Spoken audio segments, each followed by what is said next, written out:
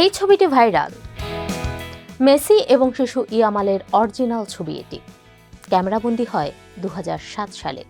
এটি ছিল Barcelona foundation ও Catalan দৈনিক দিয়ারিও স্পোর্তের একটি দাতব্য ক্যালেন্ডারের অংশ। প্রতি বছর ক্লাবের ফুটবলারদের সঙ্গে শিশুদের ছবি তুলে সেই ক্যালেন্ডার বিক্রি করা হতো। আয় যেত ইউনিসেফ সহ বিভিন্ন দাতব্য প্রতিষ্ঠানে।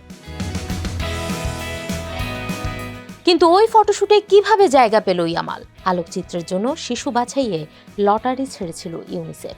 সেই লটারি জিতেছিল ইয়ামালের পরিবার। ছবির আলোকচিত্রী হুয়ান মনফোর্থ সেদিনের স্মৃতিচারণা করে বলেছিলেন, এটি খুব কঠিন একটি ছবি ছিল। বলতে পারেন, ছবিটি তুলতে আমার রক্ত ঘাম এক হয়ে গিয়েছিল।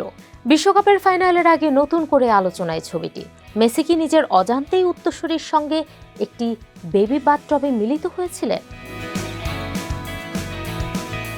কিছু সমর্থকদের অভিযোগ, গেল 20 বছর ধরে প্রতিটি ম্যাচ নিয়ে পানি খোলা করছে ফিফা। এটা অবশ্যই হাস্যকর। বিশ্বাস করার জন্য বাস করতে হবে বোকার স্বর্গে, যদি না এর গভীরে দেখার চেষ্টা থেকে বিরত থাকেন সাপোর্টাররা। মেসির বয়স এখন 39, কিন্তু ওই ছবি ধারণের সময় তিনি ছিলেন 20 বছরের তরুণ। 39 থেকে 20 বাদ দিলে থাকে 19, যা লামিন ইয়ামালের বর্তমান বয়স। লামিন ইয়ামালের বর্তমান জার্সি নাম্বার কত? প্রশ্নের জবাব হলো 19। ছবিটি তোলা হয় 2007 সালে, যেটি 19 বছর আগের। ওই সময় মেসির জার্সি নাম্বার কত ছিল? 2007 সালে সেটিও ছিল 19। ফিফা বিশ্বকাপের এবারের আসরের ফাইনাল হবে রোববার।